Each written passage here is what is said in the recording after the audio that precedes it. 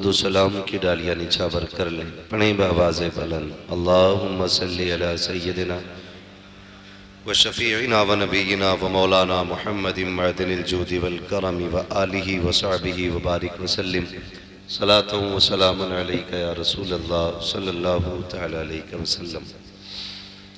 हजार बार बशोयम दहन से मुश्को गुलाब हुनूज नामे तू गुफ्तन कमाले बेअदबीस्त। अज़ीज़ान मिल्लत इस्लामिया, शुरू से आप अब तक बहुत ही नफीस और उम्दा नात व मनक़बत और बयानात समाअत कर रहे हैं। आखिरी कड़ी के तौर पे मैं आपकी खिदमत में हाजिर हुआ। लगभग ये वक्त सोने का शुरू हो चुका है और नवाब भाई जब पढ़ रहे थे तो आपकी खामोशी बता रही थी कि अब सलाम हो जाना चाहिए।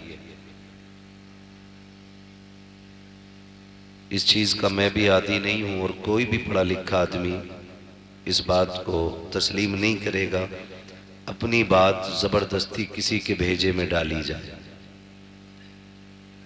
अगर मैं ज़बरदस्ती अपनी बात आपके दिमाग में डालने की कोशिश करूँगा तो वो यहाँ से नहीं यहाँ से गुजर जाएगी। बात को याद रखने के लिए दिलचस्पी का होना बहुत ज़्यादा ज़रूरी है। आपने अब तक बैठ के बड़ी मोहब्बतों के साथ सुना। अल्लाह आपको इसका बेहतर सिला अता फरमाए।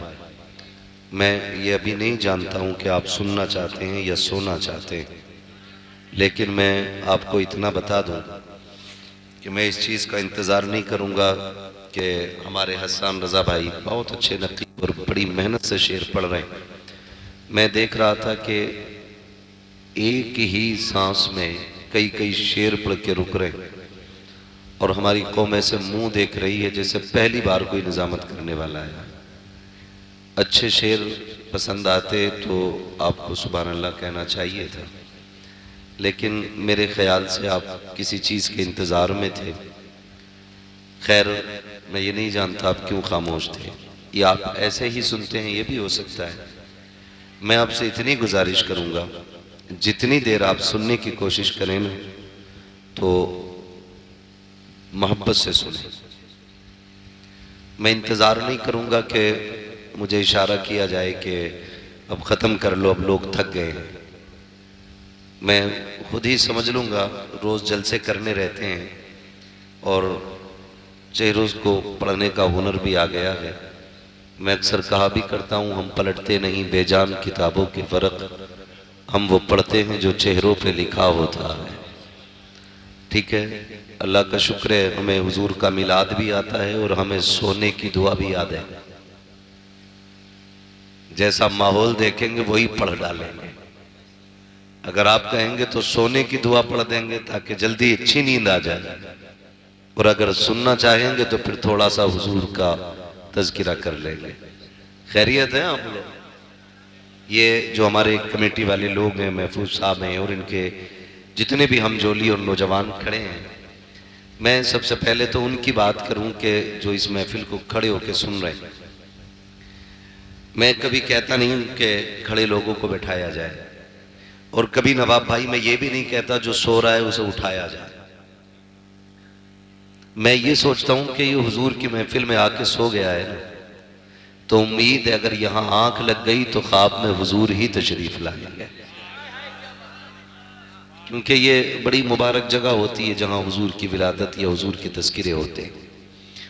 और जो लोग खड़े हैं उन्हें मेरा मशवरा है, आप चाहे सोनकपुर से हों या फरीदपुर से हों या आप किसी भी बस्ती से चल के आए हों, शायद वो आपकी बस्ती का नाम मेरे इल्म में ना हो, लेकिन जिसकी महफिल में आए हो वो तुम्हारे गांव को भी जानता है, तुम्हारे मोहल्लों को भी जानता है, तुम्हारे घर का पता भी उनको मालूम है, तुम्हारे बाप का नाम क्या है ये भी मुस्तफ़ा जानते हैं, और तुम्हारा नाम क्या है ये भी मुस्तफ़ा जानते हैं।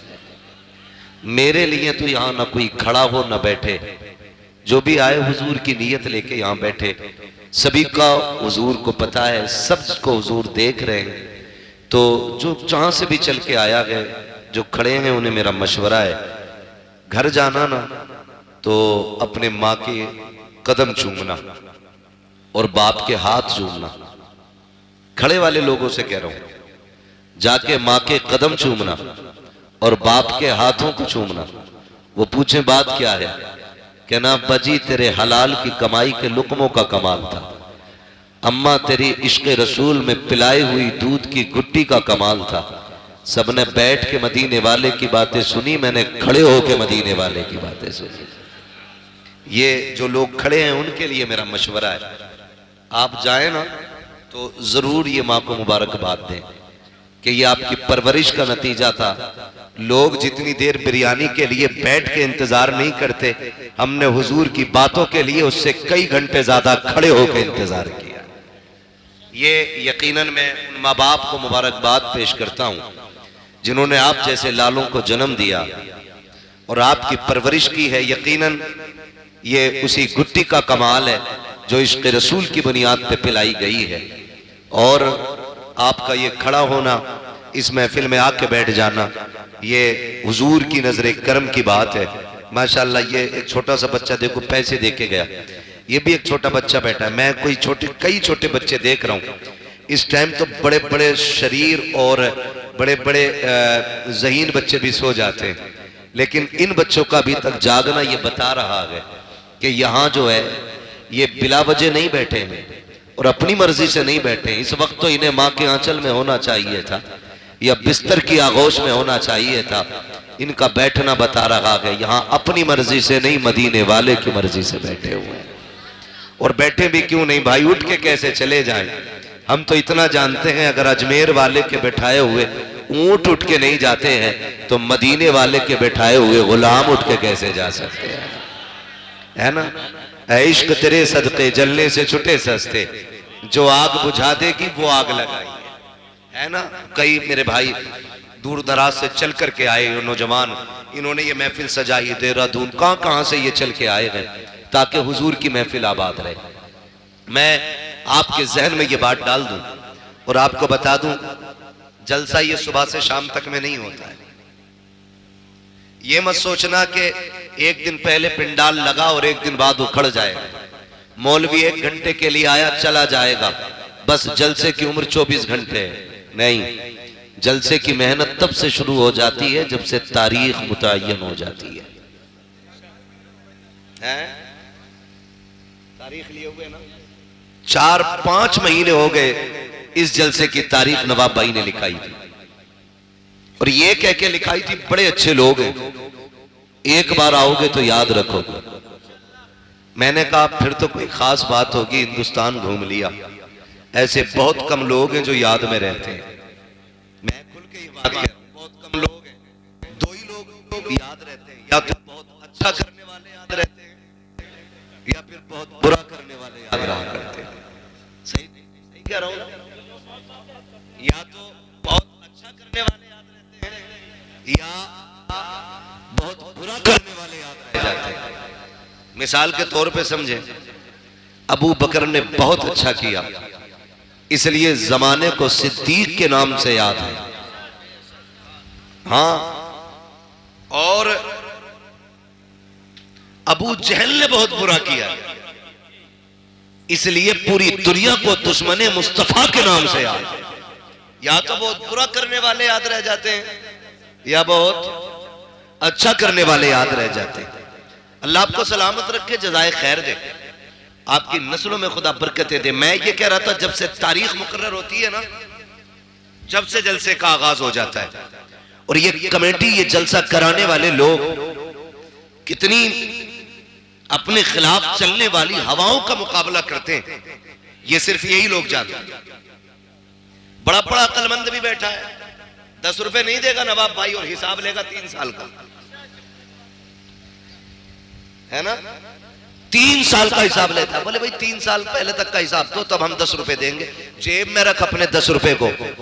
तेरे जैसे कंजूसों को, दीन को तेरे जैसे कंजूसों की जरूरत नहीं। अगर तेरे पास जलसे में देने का पैसा नहीं है ना, तख्ती लगा के मर जाना, ये कौम तेरा कफन भी दे सकती है। सीधी सी बात, 10 रुपए दे के 3 साल का हिसाब मांगा। मैं नौजवानों से गुजारिश करूंगा, मैं एक बात कहता हूं, दीन या तो दरसगाह से फैलता है, हसन भाई, या तो दीन दरसगाह से फैलता है, या खानकाह से फैलता है, या फिर इस तरह की हुजूर की जिक्र की महफिलों से दीन फैलता है। समझ गए मेरी बात? मदरसे की उम्र आमतौर पे जो हम समझते हैं, हालांकि इल्म सीखने की कोई उम्र, कोई कैद नहीं। मेरे नबी ने तो ये फरमाया कि मां की गोद से लेकर के कब्र तक इल्म सीखो, ये उम्र है। लेकिन होता क्या है, अक्सर 15 साल 20 साल हम मदरसे में जाने की उम्र समझते हैं। जब ये उम्र गुजर जाती है तो फिर सोचते हैं मदरसे जाने की उम्र खत्म। फिर कई चीजें होती हैं। हमारे साथ भी कई बच्चे मदरसे पढ़ने आए थे, लेकिन किसी को भूख ने रोक दिया, किसी को जरूरतों ने रोक दिया, किसी को घर के खर्चे ने आगे नहीं बढ़ने दिया, किसी को बाप की कमजोरी ने बैठा दिया। कितनी मुश्किलें होती हैं कि बच्चे पढ़ने चाहते हैं लेकिन हालात आगे नहीं बढ़ने देते। मैं बच्चों को मशवरा दूंगा, अगर सर पे हाथ रखने वाला बाप मौजूद है और आगे सफर करने के रास्ते आसान हैं तो फिर पीछे मुड़ के नहीं देखना है, फिर आगे बढ़ते जाना है। और इतना पढ़ना है, इतना पढ़ना है कि हक लेने के लिए भीख न मांगनी पड़े। तेरी तहरीर, तेरी सवाल और तेरी काबिलियत ये कह दे कि इस कुर्सी पे अगर हक चलेगा तो सिर्फ काबिलों का चलेगा, जाहिलों का नहीं। ये सबसे ज्यादा जरूरी काम, ये सबसे ज्यादा जरूरी काम। अल्लाह माफ फरमाए, हमारी कौम जमींदार बहुत है क्या नहीं? जमींदार बहुत है, इतने जमींदार है कहने कोई जरूरत नहीं पढ़ने की। 10 बीघे अल्लाह कुरेद के जिंदगी गुजार लेगा।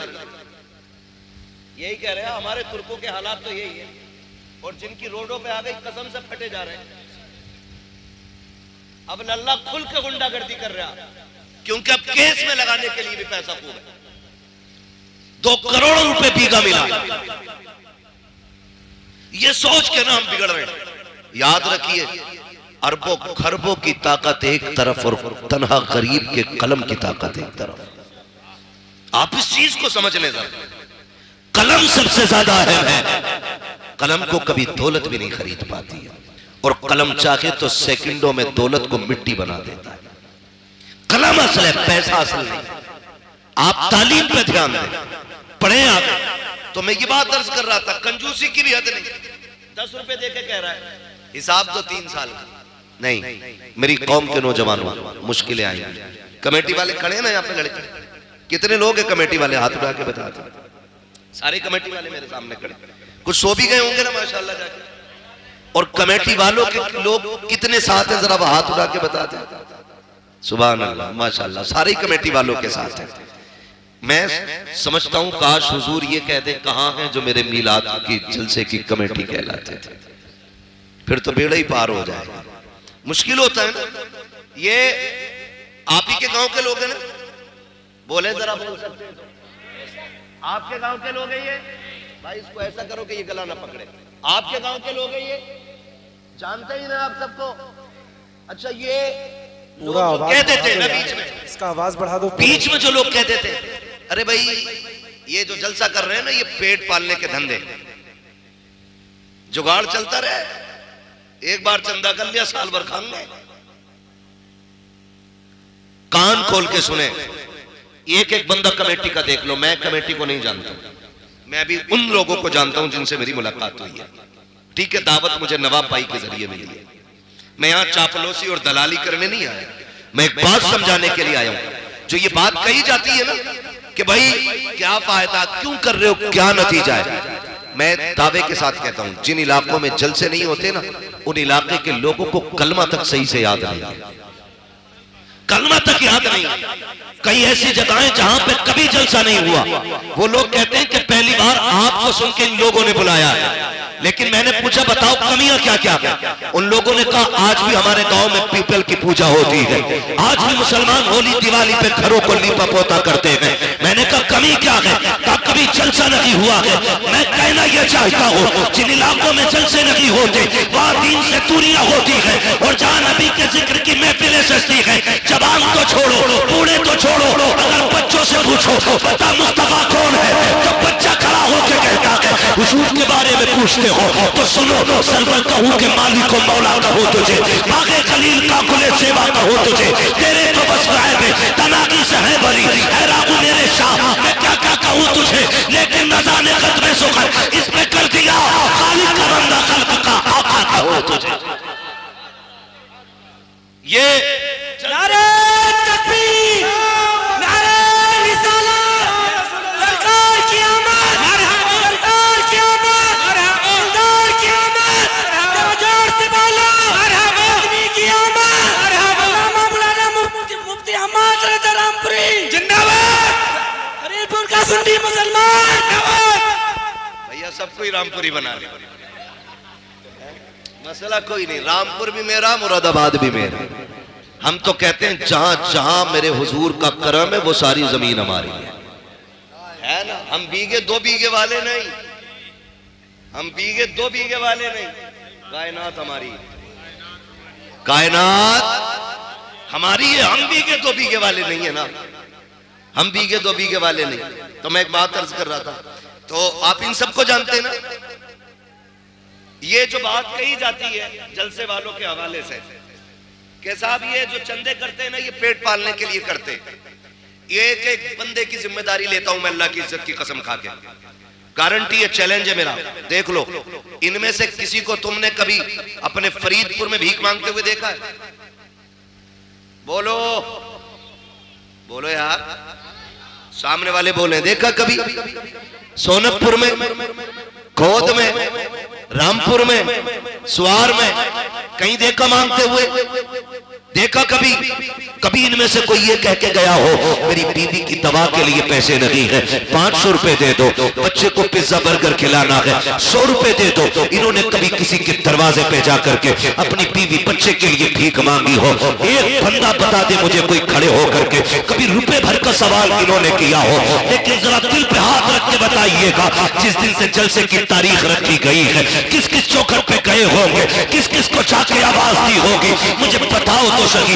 इन्हीं जलसे वालों से पूछो, बताओ तुमने बच्चों के लिए सवाल किया कि नहीं? का कभी नहीं किया। कभी औलाद के लिए मांगा कि नहीं? का कभी नहीं मांगा। कभी तो जी चाहा होगा कि गोश्त बनाया जाए, लेकिन घर में पैसा नहीं होगा, बताओ किसी से बोटी का खर्चा मांगा? का कभी नहीं मांगा। का क्यों? गैरत इजाजत नहीं देती है। का मैं पूछना चाहता हूँ, अगर ये कौम बच्चों के लिए 1 रुपया इसलिए नहीं मांगती कि गैरत इजाजत नहीं देती है, तो फिर ये जलसों के लिए दर बदर जाते हैं, चौकट चौकट जाते हैं, एक एक के दरवाजे पे जाते आवाज देते हैं, कितने धक्का देते हैं, कितनी गाली देते हैं, लेकिन कदम रुके नहीं, हौसला बदला नहीं, कभी धक्के बैठे नहीं। क्यों नहीं बैठे? खुदा की कसम, अगर अपने लिए चले होते तो कभी धक्के बैठ जाते, कभी गैरत से डूब जाते, लेकिन अपने लिए नहीं। ये जो जलसा सजाया है मदीने वाले के लिए सजाया है, और ऐलान किया है या रसूल अल्लाह, जमीनो जमा तुम्हारे लिए, मकीनो मका तुम्हारे लिए, चुनीनो चुना तुम्हारे लिए, तगन में सबा तुम्हारे लिए, बदन में गजा तुम्हारे लिए, हमारे यहाँ तुम्हारे लिए, उठे भी वहां तुम्हारे लिए। नारे तकबीर, नारे रिसालत, मसले के आला हज़रत, मसले के आला हज़रत मुफ्ती अहमद रजा साहब जिंदाबाद। तवज्जो है सारे लोगों की, मिलाद हुजूर का, आका करीम की विलादत का जश्न है। और फटा हुआ नोट ना था बेटे, 2-3 जगह से जो, इसे जेब में रख लो ताकि दोबारा कोई ले जाके ना दे। तवज्जो है सारे लोगों की, जरा कह दे या रसूल अल्लाह मेरे हुजूर का मिलाद है। हुजूर आए, कायनात मुस्कुराने लगी। मेरे नबी का करम कायनात के जर्रे जर्रे पे, कायनात के जर्रे जर्रे पे हुजूर का करम। मैं बिना किसी कैद के और पाबंदी के एक बात कहता हूं, पूरी दुनिया के हर शख्स को अपने घर के दरवाजे पे हुजूर की आमद का झंडा जरूर लगाना चाहिए, है ना? क्यों? क्योंकि सब पे मेरे नबी का एहसान है। अगर कोई ये कहे मुझ पे नहीं है तो फिर सुनो किस पे नहीं है। जिसके आंगन में बेटी मुस्कुरा रही है तो उस पे लाजिम है वो हुजूर के नाम का झंडा लगाए, क्योंकि आंगन में बेटियों के मुस्कुराने की आवाज ये मदीने वाले के सदके में मिली है। अगर आज कोई मां जूता लेके बेटे के मुंह पे मारती है और बेटा मुस्कुरा के गर्दन झुका के खड़ा है, तो ये तेरा कमाल नहीं, ये मदीने वाले का कमाल है। क्योंकि मेरे नबी ने फरमाया अल जन्नतु तहता क़दामी उम्महातिकुम, जन्नत तुम्हारी माओं के कदमों के नीचे रखी गई है। हाँ, और अगर बाप चौराहे पे बेटे के थप्पड़ मार दे और बेटा गर्दन झुका के फिर भी मुस्कुरा के कहे अब्बा है मेरा, तो फिर ये कमाल बाप का नहीं, ये कमाल आमीना के लाल का है। इसलिए कि मेरे नबी ने फरमाया था, क्यों अगर तुम ये देखना चाहो कि तुम्हारा रब तुमसे राजी है कि नाराज, फरमाया फिर बाप का चेहरा देखो। अगर तुम्हारा बाप तुमसे राजी है तो समझ लेना पैदा करने वाला खुदा भी तुमसे राजी है, पैदा करने वाला खुदा भी तुमसे राजी है। तो जिसे बाप मिला वो झंडा लगाए, जिसे मां मिली वो भी झंडा लगाए, जिसे बेटी मिली वो भी झंडा लगाए, और जिसे आजादी मिली वो भी झंडा लगाए। वरना तारीख तो यहां तक रखी है, दुनिया ईरान के किस्से पढ़ती है, दुनिया यूनान की कहानियां सुनाती है, बड़े बड़े तबीबों की दास्तानें उठा करके देखो। एक दौर ऐसा भी गुजरा है, बड़े अदब के शहर में, हकीमों के शहर में कानून ये था, किसी कमजोर को जीने की इजाजत नहीं थी, सिर्फ ताकतवर जिया करते थे।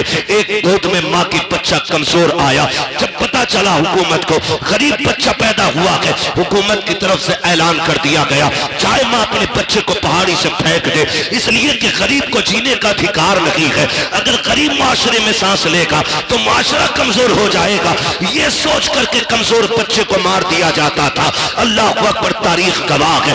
एक मां अपने बच्चे को सीने से लगा करके हुकूमत के आगे मजबूर होकर के पहाड़ी की ऊंचाई पे चल रही है।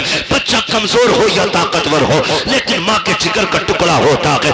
बच्चा काला कुतरा हो, चाहे जैसा भी हो, लेकिन मां के लिए चांद का टुकड़ा होता है। उस मां ने अपने शहजादे को सीने से लगाया, पहाड़ की बुलंदी पे लेके चल रही है। कभी लाल का चेहरा देखती है, कभी तड़प जाती है, कभी रो के बेटे को देखती है, कभी पहाड़ की बुलंदी देखती है। पहुंची है पहाड़ की ऊंचाई पे, थाक के देखती है नीचे की तरफ। जब जमीन देखी तो लाल को लिया, देख के कहती है परवरदिगार मेरा बच्चा इतना कमजोर है, पहाड़ की ऊंचाई इतनी है, या अल्लाह ये फेंका गया तो इसकी हड्डियां कितनी जगह से टूटेंगी। ये सोच के वो रोई है, उसने एक आह भरी थी। खुदा की कसम, उसी आह का जवाब बन करके मक्के में अब्दुल्लाह के घर में मेरे नबी ने आके बताया था, ओ लोगों दिल तोड़ा न करना, यहाँ सिर्फ ताकतवर को नहीं बल्कि जमीन पे कमजोरों को भी उतना ही जीने का हक है जितना किसी ताकतवर को जीने का हक है। नारे तकबीर, नारे रिसालत,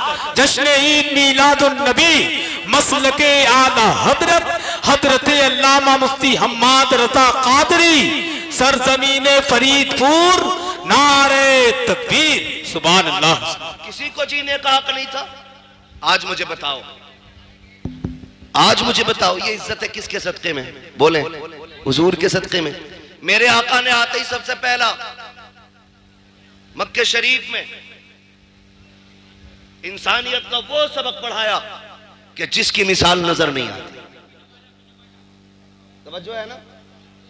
बर्दाश्त करें, बातें मेरी बड़ी कड़वी आने वाली है। मैं आईना को दिखाऊंगा दाग चेहरे के, जिसे खराब लगे सामने से हट जाए। बातें कड़वी करने लगा हूं। अभी नवाब भाई ने भी पढ़ा और हसन भाई ने भी काफी शेर सुनाए होंगे बेटियों के हवाले से। बेटियां मारी नहीं जाएंगी। हुजूर आ गए।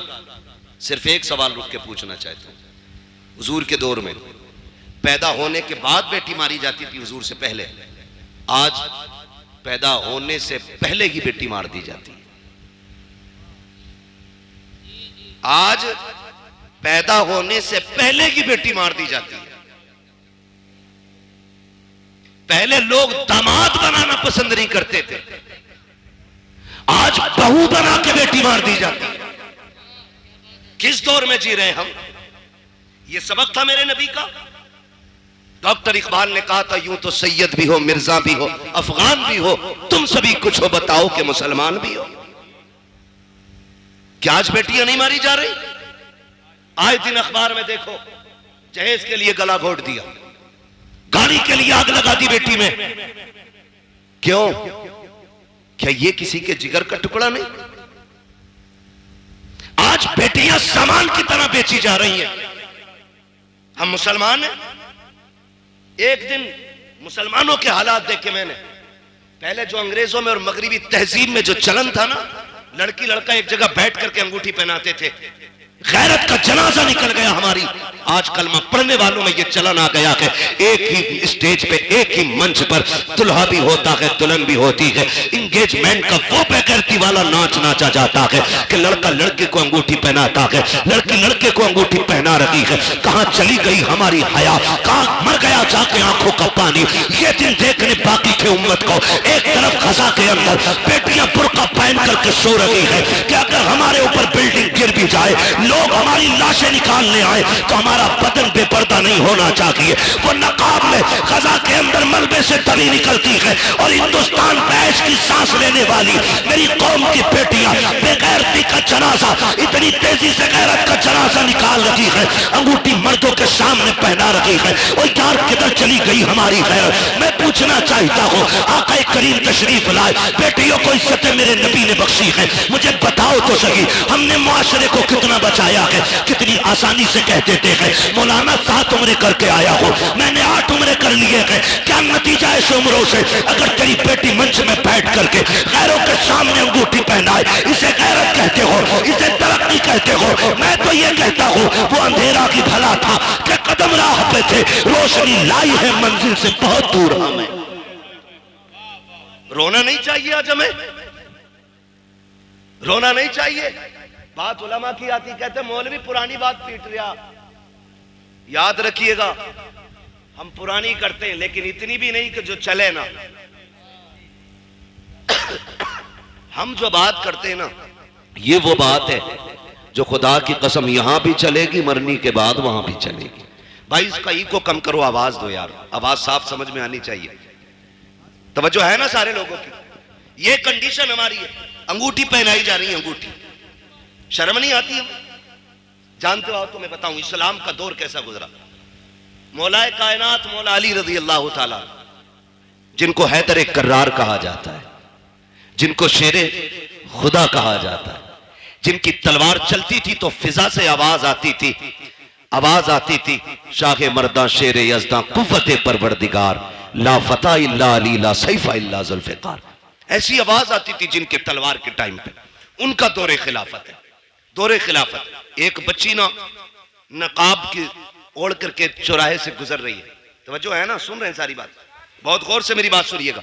चौराहे से बच्ची गुजर रही है और चेहरे पे नकाब पड़ा है, कपड़ा पड़ा है।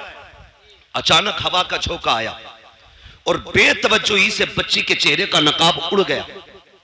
उड़ा और इतनी देर के लिए उड़ा के उड़ते ही फिर अपनी जगह आ गया। उसी बीच एक नौजवान की नजर उसकी आंखों पे पड़ गई। आंखों की खूबसूरती देखी दीवाना हो गया। लेकिन वो बिगड़े हुए नहीं थे। मैं ये भी बता दूं, वो ऐसे नहीं थे कि रात के 3-3 बजे 2-2 घंटे नाली पर बैठ के मोबाइल से बात कर रहे। अच्छा खासा पढ़ा लिखा इंसान हो के 3 घंटे नाली पे बैठ के मच्छर मारता, 3-3 घंटे। और फिर कह रहे अब्बा रिश्ता तेरी मर्जी से नहीं अपनी से करूंगा। क्यों? कि तुम्हें नहीं पता औरत कैसी होनी चाहिए। अबे जानवर, जिसकी जिंदगी 40 साल एक औरत के साथ गुजर गई, उसे नहीं पता बीवी कैसी होनी चाहिए? तो 3 घंटे नाली पे बैठ के बात करके आया है और तुझे पता है औरत कैसी अच्छी होती है। यह कंडीशन हमारी कौम की। तो चेहरे पे नजर पड़ी ना, जैसी नजर पड़ी देखा तो कुछ और नहीं, एक बूढ़ी औरत को बुलाया, कहा अम्मा, कहा हाँ, कहा फला जो बच्ची है ना उसके लिए मेरी शादी का पैगाम ले जा। क्या कहा? क्या ले जाना है? शादी का पैगाम ले जा। जब इतनी बात कही ना, बुढ़िया ने कहा क्यों? कहा अम्मा बात यह है कि वो रास्ते से गुजर रही थी, मेरी नजर उसकी नजरों पे पड़ गई और मैं उसकी आंखों पे फिदा हो गया, मुझे उससे निकाह करना है। जब वो बूढ़ी पैगाम लेके आई ना और बच्ची से कहा बेटी एक नौजवान है, वो तुम्हारी आंखों पे फिदा हो गया है, तुमसे निकाह करना चाहता है। बच्ची ने कहा माँ उसने मेरी आंखें कहाँ देखी? उसने कहा उसने बताया कि तुम चौराहे से गुजर के जा रही थी तो उसकी नकाब पलटी, हवा से तुम्हारी नकाब उड़ी और उस जवान की आंखें तुम्हारी आंखों से टकराई। कहा बस वो आंखें देख के फिदा हो गया। बच्ची ने जानते हो क्या कहा? उसने ये नहीं कहा चलो एक फॉलोवर बढ़ गया, हाँ उसने नहीं कहा कि मेरा एक चाहने वाला बढ़ गया। कहा अम्मा ठहर अभी आती हूं। अंदर गई, चाकू लिया, तबाक लिया, दोनों आंखें निकाली, तबाक में रखी, कपड़ा डाला। कहा माँ ये लेके चली जा। बेटी इसमें क्या है? कहा इसमें मेरी आंखें हैं। कहा क्यों? कहा ये आंखें उस जवान को जाके दे जिसका दिल इन आंखों पे आ गया है। इतना सुना, बच्ची के जो आंखों से खून, चेहरा लहूलुहान, बूढ़ी तड़प गई। बेटी ये क्या कर दिया? मैं तो निकाह का पैगाम लेके आई थी। उसने कहा माँ जैसी तूने बताया ना आकर के मेरी आंखों पे उस गैर महरम की आंखों का निशाना पड़ गया था, उसने मेरी आंखें देखी हैं। मैं ये सोच के गैरत से पानी पानी हो रही थी, अगर कयामत में खातूने जन्नत ने मुझसे ये पूछ लिया कि किन आंखों से मेरे पास आई है जिस आंखों पे एक मर्द की नजरें पड़ गई थी, अम्मा मैं क्या जवाब दूंगी? ये आंखें लेके चली जा, आके उसे मुबारक हो, खातूने जन्नत की मोहब्बत मुझ कलीस को मुबारक। नारे तकबीर, नारे रिसालत, जश्न ईद मीलादुन नबी, पैगाम मजहब इस्लाम, मसलके आला हजरत हजरत अल्लामा मुफ्ती हम्माद रजा मुरादाबादी, सरजमीन फरीदपुर। नारे तकबीर, सुभान अल्लाह। तवज्जो है ना सारे लोगों की? ओ भाई ये कंडीशन, एक दौर हमारा है सभी गुजरा है। आज ना अपनी बेटी खड़ी है, तमाशा बना के तुमने खड़ा किया उसे, तमाशा बना के, और कह रहे जी मौलाना चुप रहो अब जदीद दौर है, न्यू जनरेशन है, ये जो कर रही है भाई अभी से नहीं रोका जा सकता। मैंने कहा तुम नहीं जानते हो, जो हुजूर के हो जाते हैं वो किसी दौर की तरफ नहीं, मदीने वाले मुस्तफा की डोर की तरफ देखा करते हैं। सीधी सी बात, सीधी सी बात। ये हालात हमने बनाए तो रिश्ते हो रहे हैं, उसके अलावा नुकसानात आप देखें, बुरा ना मानिए। मेरा नबी बेटियों का बोझ बढ़ाने नहीं बोझ घटाने आया है। बोझ घटाने के लिए मेरा नबी आया। आज कितना बड़ा बोझ हमने बना दिया। बच्चियां जवान होती हैं ना, बाप के सर पे सफेदी आने लगती है, इसलिए नहीं कि वो बच्ची नहीं पाल सकता। जो बाप 18 बच्चे पाल सकता है उससे 2 बेटियों की रोटी नहीं कमेगी? कमा सकता है ना, फिर भी सफेदी क्यों आ गई? उसे ये फिक्र खा जाती है खुदा जाने मेरे दरवाजे पे मेरी बेटी का हाथ थामने कौन आएगा। आज रोड पे निकलो लड़के लड़के, मार्केट में जाओ लड़के लड़के, एयरपोर्ट पे जाओ लड़के लड़के, बस स्टैंड में, ट्रेन में लड़के लड़के, लेकिन एक बहन का रिश्ता करने के लिए निकलो ना तो लगता है दुनिया खाली हो गई है। एक सही रिश्ता तलाश करने में बाप और भाई की चूतियां टूट जाती हैं। क्या लड़के मर गए? नहीं हैं, लेकिन बेटी के लायक लड़का नहीं मिल रहा है। ये क्या है? ये हमारे रवैयों की खराबियां हैं, ये हमारी तरबियत की एक वो भद्दी तस्वीर है जिसे आपको बर्दाश्त करना पड़ेगा। कहने को जमींदार भी है, पैसे वाला भी है, लेकिन 5 मिनट बैठ के देखो तो सही से इंसान नहीं लगता है। हाँ 1800 की जूती ले आए ना तो यूं मुंह पे चढ़ा के रखता है, और जब तक पूछना लो रेट यूं ही हिलाता रहेगा। नीचे कर भाई, ये औकात रह गई है हमारी। क्या है तेरे पास?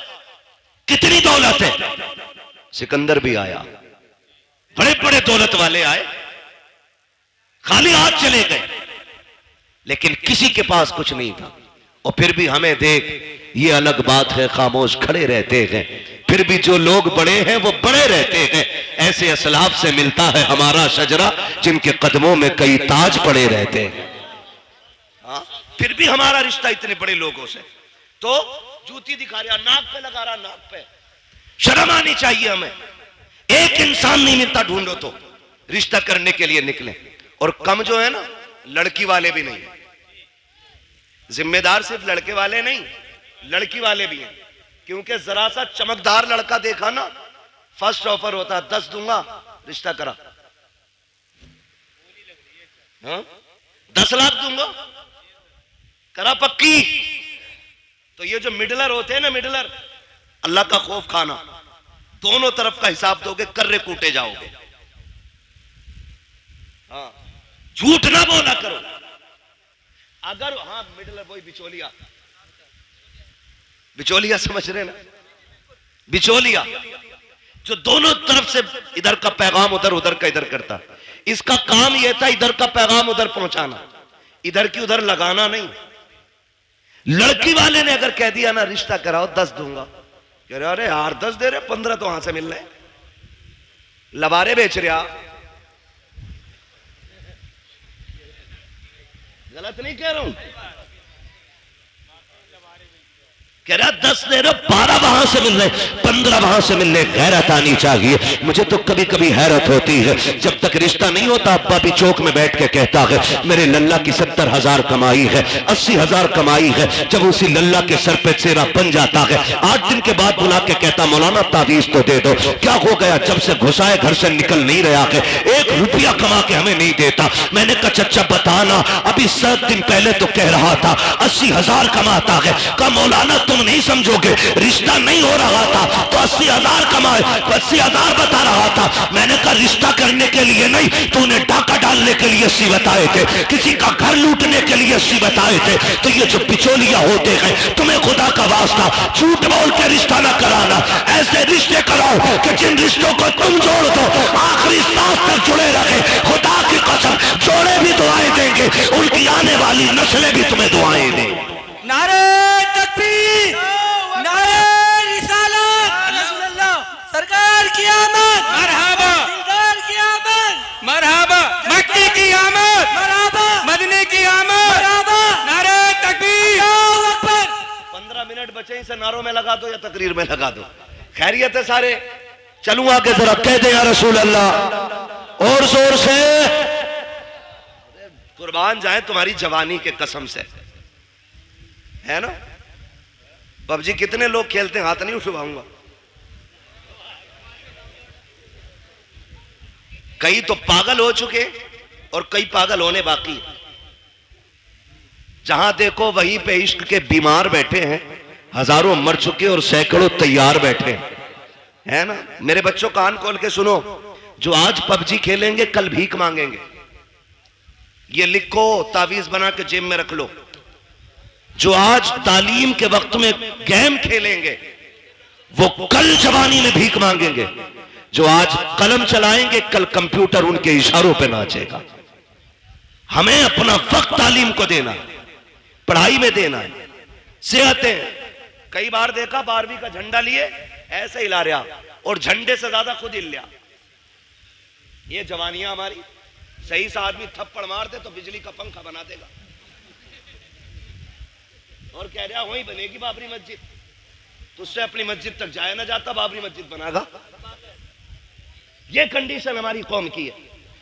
महबूब ने फरमाया जल्दी सोया करो और जल्दी उठा करो, कभी बीमार नहीं होगे।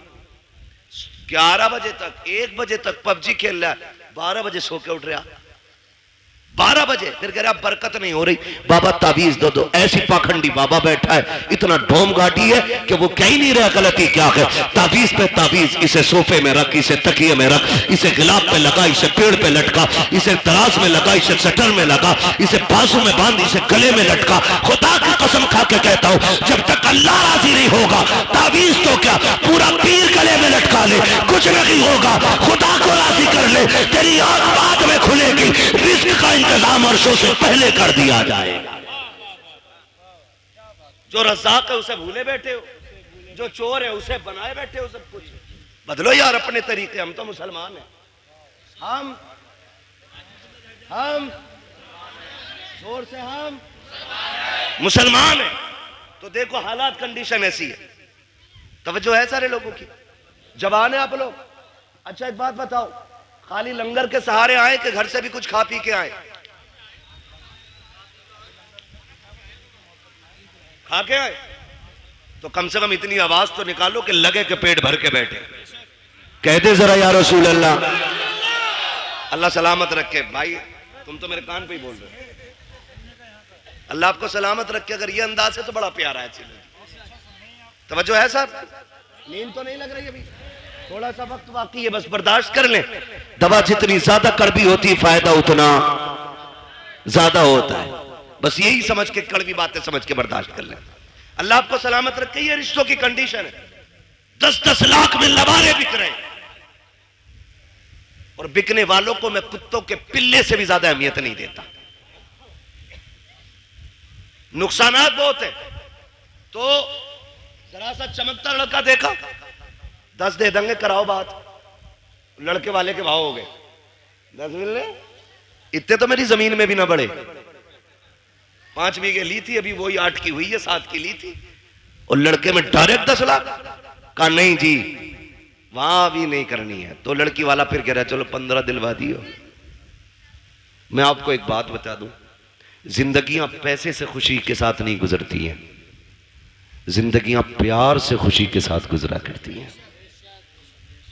अगर पैसा खुशी के लिए काफी होता ना, तो आज आप देखें जितने एक्टर्स हैं, किसी के 6 निकाह हो गए, किसी के घर में 17 निकाह के बाद कोई आके 18वें निकाह में बैठी है, जबकि पैसा मुंह छूटे। पता ये चला दौलत में सुकून नहीं, मदीने वाले की सुन्नत में रब ने सुकून रखा है। पैसे वाला ढूंढ रहा 10 लाख 20 लाख, और पता ये चला कि बिक गई सारी। 8 दिन न लगे, बिक गई। क्योंकि लल्ला बस कहते, पहले पता चला था कि बियर पी रहा, तो क्या बियर थोड़ी, वो जूस पीवे। जूस बता रहा बियर को, शराब है ये, हराम है ये। मौलाना जूस है ना, मौलाना को ना पता। बेटे जितने ब्रांड तू जानता है ना, वो कहां से बनते हैं ये सब मौलाना जानता है। ये कान खोल के सुन लेना कि मौलाना को जूस बना के उल्लू ना बनाना। मौलाना इस जूस की पूरा मिक्सचर जानता है, ये कहां से बना है। तो कह रहे जूस पी रहा, शादी से पहले जूस पी रहा था, अब चुपके से कह रहा रात को ना कोई तावीज दे दो, पौवा पी के पड़ा था। बिक गई सारी, रह गई धरी की धरी दौलत। रिश्ते अगर तलाश करने गए, अमीरों की चौखट पे नहीं, मस्जिद के दरवाजे पे जाके तलाश कर। आप कहेंगे वहां कैसे? गारंटी है मेरी, जा। अगर तुझे बेटी का निकाह करना है ना, पाबंदी से बाजमात नमाज अदा करना शुरू कर, नोट करना शुरू कर। कौन नौजवान है जो 5 वक्त मस्जिद में आता है? अपनी दिल की किसी से ना कहे और किसी की सुननी भी नहीं है। दिल की बात दिल में रख, मस्जिद में जाके बैठ और देख कौन नौजवान 5 वक्त सजदा करता है। खुदा की कसम, जो 1 वक्त की नमाज नहीं छोड़ता, आंखें बंद करके बेटी उसके हवाले कर दे। इसलिए कि जो रब का हक अदा कर सकता है, वो तेरी बेटी का भी हक अदा कर सकता है। और जो रब से नहीं डरता, वो ससुर से क्या खाक डरेगा। जो रब का हक अदा नहीं करता, वो तेरी बेटी का भी हक अदा नहीं करेगा। बेटी उसको दो जो रब से डरता हो, जो रब का हक देगा, वो तेरी बेटी का भी वक्त पे हक अदा करके दिखा देगा। लेकिन कमाल के लोग हैं, रामपुर के होटल में रिश्ता ढूंढने जा रहा, हवाई जहाज वाले में, सवार में है ना, तो ये रामपुर का ही तो है भाई। तुम्हारा होटल है कोई, मैं नहीं बात कर रहा उसकी, मैं समझाना चाहता हूं। लेकिन हमारी कौम उसे बड़ा मानती है जिसके कान में कुंडल होता। कहती ये पैसे वाला, इसके कान छिदे हुए। हमारे यहां जो है ना, वो बीच वाला बंदा समझा जाता जिसके कान छिदे होते। हम तो उसे मस्जिद की सफ में भी पीछे धकेल देते। नाक कान का मसला देखो, सोने का कुंडल देखा, कर दो, सेठ लग रहा। पता चला वो कुंडल भी चुरा के पहना था। ऐसे रिश्ते करते? ऐसे रिश्ते नहीं होते। बताऊं तुम्हें रिश्ते कैसे होते? मक्के की जमीन है, अब्दुल मुत्तलिब का आंगन है, चांद सा रब ने बेटा एक और अता किया, दुनिया जिसे अब्दुल्ला कहती है। कौन है अब्दुल्ला? मेरे नबी के वालिद। हसीन कितने? इतने हसीन थे कि औरत मर्द भी जियारत के लिए, झलक पाने के लिए सड़कों पे लाइन लगाए खड़े रहते थे। इतना हसीन अल्लाह ने हजरत अब्दुल्ला को बनाया। पैदा कहां हो रहे? कहां पैदा हो रहे? मक्का शरीफ। कहां? मक्का शरीफ में। और इतने खूबसूरत और खूबसीरत थे कि हजरत अब्दुल मुत्तलिब टेंशन में रहते थे कि इसके लिए इसके जोड़ की बच्ची कहां मिलेगी। मगर जोड़े रब बनाता है, जोड़े रब बनाता है। अब्दुल्ला मक्के में पैदा हुए तो आमीना मदीने में पैदा हो गई है। हुजूर की अम्मी मदीने में पैदा हुई। ना हजरत अब्दुल्ला के हुस्न का जवाब, ना हजरत आमीना के हुस्न का जवाब। सीरत में ये भी बेमिसाल, सीरत में वो भी बेमिसाल, सूरत इनकी भी बेमिसाल है, सूरत उनकी भी बेमिसाल है। लेकिन देखें अब्दुल मुत्तलिब परेशान, कह रहे हैं रिश्ता किधर करना है? काबा शरीफ के हरम में लेटे, आंख लगी, ख्वाब में नूरानी चेहरे वाले आए और कहा अब्दुल मुत्तलिब क्या सोच रहे हो? का बेटा है, जोड़ नहीं मिला पा रहा हूं। फरमाया परेशान ना हो, सुबह उठना, मदीने जाना, वहाब बिन मुनब्बा की बेटी का हाथ मांग लेना, रब ने उस आमिना को तेरे अब्दुल्ला के लिए बनाया है। जब उन्होंने ये बात कह दी ना, आप फरमाने लगे आप हैं कौन? कहने लगे मुझे नहीं पहचाना, मुझे जद्दुल अंबिया इब्राहिम खलीलुल्लाह कहा जाता है। यह भी बता दो, रिश्ते जितने ज्यादा अच्छे होते हैं बिचौलिया उतना ज्यादा अच्छा होता है। समझ गए ना? चोरों के बिचौलिए चोर ही बनते, ख्याल रखिएगा, समझा रहा हूं कुछ मैं। आया तो इब्राहिम खलीलुल्लाह, जाना सुबह उठना और जाके उनकी बेटी का हाथ मांग लो। आप उठे, मदीना शरीफ पहुंचे। कौन है? अब्दुल मुत्तलिब, किसी मोहल्ले के जिम्मेदार नहीं, कोई क्या बोलते हैं अध्यक्ष नहीं, चेयरमैन नहीं, काबे के मुतवल्ली हैं, खानदान कुरैश के सरदार हैं। पावर इतनी है कि अबरहा भी आता है ना हाथी की फौज लेके तो नजरें झुका के बात करता है, इतनी पावर वाला। बेटों को लिया, सुने देखो रिश्ते कैसे होते हैं। बेटों को लिया, मदीना शरीफ आ गए। वहाब बिन मुनब्बा की चौखट है, जबकि वहाब बिन मुनब्बा भी सरदार है, लेकिन इतने बड़े नहीं थे वो छोटे सरदार। आके ना आवाज आई, कौन? का अना अब्दुल मुत्तलिब। इतना सुना ना माथे पे पसीना आ गया वहाब बिन मुनब्बा के, इतना बड़ा सरदार मेरे दरवाजे पे। दरवाजा खोला, देखा तो देखते रह गए। आपने कहा वहाब बिन मुनब्बा क्या देख रहे हो? कहा मैं ये देख रहा हूं मेरा नसीब मक्के का सरदार, खानदान कुरैश का पावरफुल सरदार मेरी चौखट पे। कहा जी। का तशरीफ लाइए। 3 दिन तक मेहमान नवाजी की। 3 दिन के बाद कहते हैं सरकार बताए ना कैसे आना हुआ था। अब जरा गौर से सुनना प्यारे, रब ने जिन्हें बेटे दिए हैं बहुत गौर से मेरी बात सुनिएगा। मक्के का सरदार है, पावरफुल है, ताकत वाला है। आपने अपनी चादर की झोली बनाई, बनाने के बाद वहाब के सामने फैलाई। कहा था वहाब बिन मुनब्बा? कहा जी। कहा अपनी बेटी आमीना भीख में दे करके मेरी इज्जत में 4 चांद लगा दीजिए। देखो बेटियां इस तरह मांगी जाती हैं, बेटियों को इस तरह भीख में लिया जाता है। कितना सीना ठोक के कहते हो 10 देगा तो बारात लेके आऊंगा, 15 देगा तो बारात लेके आऊंगा, बारात को कोरमा मिलेगा तब आएंगे। बोटी होनी चाहिए, हड्डी नहीं होनी चाहिए। तेरे बाप ने कमा के नहीं रखा है जो तू बेटी के घर पे सैकड़ों को ले जाके हराम के लुक में तोला करता है। उसके बाद बाजू चढ़ा के मेरी कौम के बाप इतने खतरनाक होते हैं, पूछते गए कि बराती से बता नमक कम तो नहीं है, नमक ज्यादा तो नहीं है। ये पूछ करके क्या साबित करना चाहते हो? शरीयत में बारात का तसव्वुर भी नहीं है और ये खाना लड़की के बाप पे आपके लिए लाजिम भी नहीं है। दबाव दे करके खाना खाते हैं हम लोग, जुल्म करते हैं बेटी वाले पर, और उसके बाद कहते हो कि अगर खाना अच्छा मिलेगा तो बारात आएगी। गैरत कर, देख तो सही बेटियां कैसे मांगी जाती है। वहाब बिन मुनब्बा के आगे अब्दुल मुत्तलिब ने झोली फैलाई है और कहा था अपनी बेटी दे करके हमारी इज्जत में 4 चांद लगा दो। कहते परेशान क्यों होते हैं? सुनो अब्दुल मुत्तलिब, आमीना आज भी तुम्हारी है, कल भी तुम्हारी थी और कल भी तुम्हारी रहेगी। अब्दुल मुत्तलिब कहते हैं वहाब बताओ तो सही, अगर कोई रिश्ता करता है, बेटे की तहकीक करता है, पता करता है चलन कैसे है, पूछता है रवैया कैसा है। तुमने मेरे अब्दुल्ला के बारे में पूछा नहीं, मेरा बेटा कैसा है, करता क्या है? वहाब बिन मुनब्बा ने कहा था पूछने की जरूरत नहीं है। कहा किस लिए? कहा जो इब्राहिम तेरे ख्वाब में आया था वही इब्राहिम मेरे ख्वाब में आके बता के गया। नारे तकबीर, हाथों को उठाकर नारा लगाइए सारा मजमा, नारे तकबीर। सारे लोग हाथों को उठाकर लगाए नारे तकबीर, नारे रिसालत, नारे रिसालत। मसलके आला हजरत, मसलके आला हजरत मुफ्ती हम्माद साहिब क़िबला, मुफ्ती हम्माद साहिब क़िबला। सरकार की आमद, सरकार की आमद, दिलदार की आमद, आका की आमद, दाता की आमद। फरीदपुर के सुन्नी जिंदा दिल मुसलमान, नारे तकबीर, नारे रिसालत।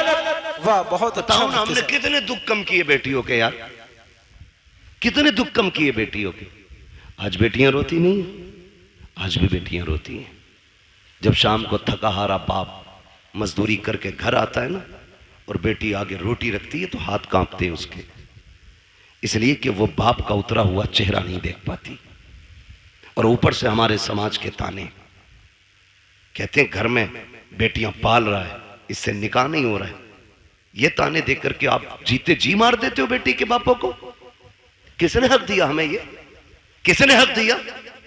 और हमारे रवैये देखे हम ही है ये। आज जो बेटियों को फांसियां लग रही हैं ना, ये आरएसएस वाले नहीं लगा रहे। खुदा की कसम, हमारी बहुओं को हम ही जहर दे के मार देते। क्या रवैया हमारा ये? कौन सा तरीका ये? कब बदलेंगे हम? एक बाप बेटी का रिश्ता करने के लिए 3-3 बार 10-10 हजार का कर्जा लेके देखने वालों का पेट भराता है,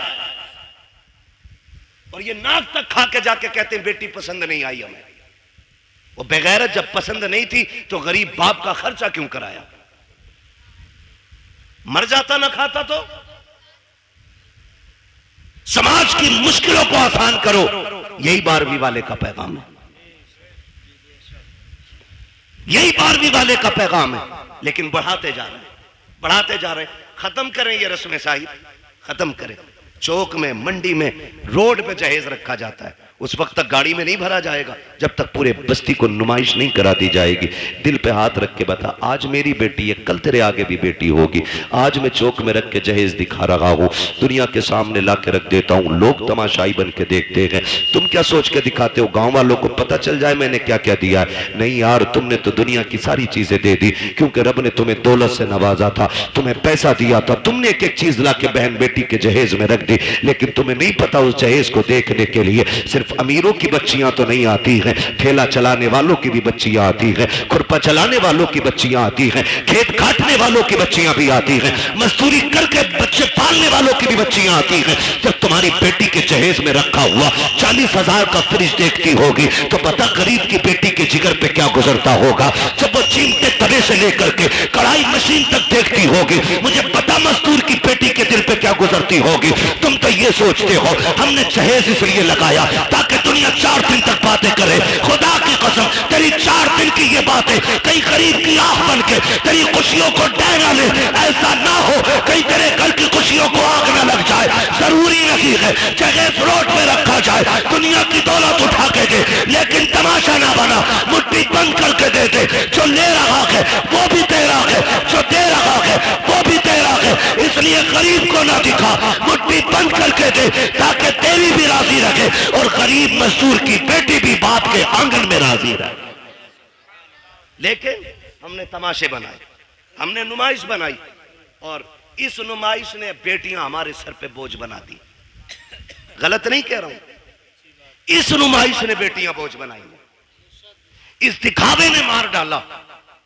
अभी कुछ दिन पहले की बात, कुछ दिन पहले की बात, हम 2 बारातें थी। कितनी बारातें थी? एक बारात में हम भी थे और एक दूसरी बारात कहीं से आई थी, जाना एक ही घर पे था, एक ही घर पे दोनों बारातें आई। जो दूसरी बारात आई ना, दूल्हा ने बदतमीजी शुरू कर दी, और इतनी बदतमीजी हुई कि निकाह नहीं हुआ। एक बहन का निकाह हो जाता है, दूसरी का नहीं हुआ।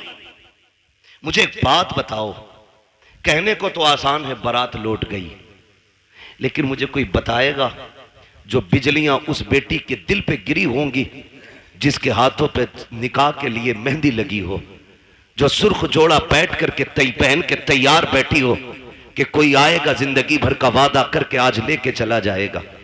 जब उसको पता चला होगा कि बारात वापस जा चली गई है, तो कोई उसके दर्द का अंदाजा लगा सकता है? मुझे लगता है खुदा की कसम जो दर्द का झटका उसको लगा होगा, अगर समंदर में डाल दिया जाए ना उस दर्द का एक हिस्सा, तो समंदर भी सूख करके एक कोयला बन जाता। मगर मेरी कौम, हमने अभी तमाशे बंद नहीं किए हैं, अभी हमें गैरत नहीं चढ़ रही है। बदले ये रवैये, निकाह इतने आसान कर दो कि बेटियां रोए ना, कलमा पढ़े और कहे एहसान रब का हुजूर की उम्मत में पैदा किया गया है। इतने आसान निकाह कर दो, इतना आसान कर दो निकाह। अल्लाह आपको सलामत रखे। मेरे भाई, ये मुश्किलें जो आई हैं ना बेटियों पे, इसे खत्म करने की कोशिश करेंगे इंशाल्लाह, करेंगे इंशाल्लाह। जो रिश्ता करने जा रहे हैं ना, ये भी 3-3 गाड़ी भर के लेके जा रहे हैं, देखने के लिए 10-12 लोग जा रहे हैं, और एक झटके में तो मुंह दिखाई होती भी नहीं है। 8 लोग आए, देख के चले गए, फिर फोन की घंटी बजी, अब क्या रह गया ना, बुआ ने न देखा अभी, ला भाई बुआ भी ला, वो भी यतीम है। बुआ देख के गई, कह रहे हमारी वो जो है ना तेरी चचेरी मुमानिया, वो भी आएंगी, क्यों उन्हें भी हराम के खाने की आदत है ना, वो भी आएंगी देखने के लिए। ओ भाई बंद करो ये, लड़के के घर वाले देख ले, बहन मां देख ले, खाला फूफी सारी चली आ रही है ठलवी, कोई काम ही नहीं है। बंद करो ये तमाशे, निकाह इतना आसान कर दो कि बाप बेटी को बोझ ना समझे। करेंगे इंशाल्लाह ऐसा, वादा करें इंशाल्लाह ऐसी करेंगे। कितने लोग 10 लाख लेंगे जहेज में, हाथ उठा के बता दें। कोई बात नहीं मेरे बच्चे, बात समझी नहीं उस बच्चे ने, इसलिए जल्दी में हाथ उठा दिया। डिमांड करेंगे। एक सबसे बड़ा नुकसान बता दूं, टाइम मेरा ओवर चल रहा है, लेकिन मैं फिर भी एक नुकसान बता दूं। जो लोग ना डिमांड रखते हैं, जब उनकी बहुएं घर में आ जाती हैं ना, तो फिर वो ससुर को अब्बा नहीं कहती हैं, सास को अम्मा नहीं कहती हैं, और शोहर को शोहर नहीं कहती हैं। क्या कहती हैं? सास को बुढ़िया, शोहर को, वो ससुर को डाकू, और शोहर को नौकर कहती है। इसलिए कि रिश्ता नहीं हुआ, उनके बाप ने गुड्डा खरीदा है। मालूम है तेवर क्या होते हैं अब्बा के? 1 रुपया भी कम हुआ बारात लौट जाएगी। तो जो 1 रुपया वो बाप लेके आता है ना, गोलक तोड़ के, नसीब फोड़ के, जैसे भी लाता है, वो बच्ची को याद रहता है। फिर वो तुमसे 1-1 रुपए का हिसाब लेती है, फिर जीभ निकाल देती है इतनी, फिर कह रहा अब्बा नहीं कह रही, क्यों तूने कौन सा बेटी वाला रवैया इख्तियार किया उसके लिए? कल तू उसे सर पे हाथ रख के लाता, जैसे मेरे नबी का उमर लेके आया था, हजरत उमर फारूक आजम। आज ना 10-10 लाख रुपए लेकर के तोलता फिर रहा, और फिर वो नहीं कह रही अब्बा बकरी बुड्ढे को चाय दे दो, क्यों कह, ये कह रहा मैडम जरा पानी लाना, तो कहती खुद भर के ला। 10 लाख दिए मेरे अब्बा ने, सब के आगे शेर बनेगा, फिर नोरा फिर रहा बीवी के आगे। ये 10 लाख की मार है जो लंगूर बना दिया इसकी शिकल को। ऐसे रिश्ते नहीं होते। हजरत उमर फारूक आजम है, रात को टहल रहे अपनी मिल्कियत में, और ये देख रहे हैं कोई गरीब परेशान तो नहीं है, ये सोच करके टहल रहे हैं ताकि कोई दुखी ना हो। जब एक गली से गुजरे ना, तो एक घर से, बेटे, एक घर से आवाज आ रही थी, बेटी दूध में पानी मिला दे। बच्ची ने कहा अम्मा उमर का दौर है। अम्मा ने कहा क्या हो गया? उमर थोड़ी देख रहे। कहा अम्मा उमर तो नहीं देख रहा, लेकिन उमर का खुदा देख रहा है, उमर का खुदा देख रहा है, लगा दे पानी दूध में। उसने कहा नहीं, मैं अपने रब के सामने चोरी नहीं कर सकती। हजरत उमर ने सुना, घर आ गए, गुलाम को भेजा, सुबह पता करो कौन है ये लोग। पता चला बेवा है, एक उसकी यतीम बच्ची है। अपनी बीवी से कहा मेरी शरीक है याद। कहा क्या? कहा तुम पूछ रही थी ना बेटे का रिश्ता किधर करना है, लड़की ढूंढो। कहा रात लड़की मिल गई है। कहा कहाँ आ गए?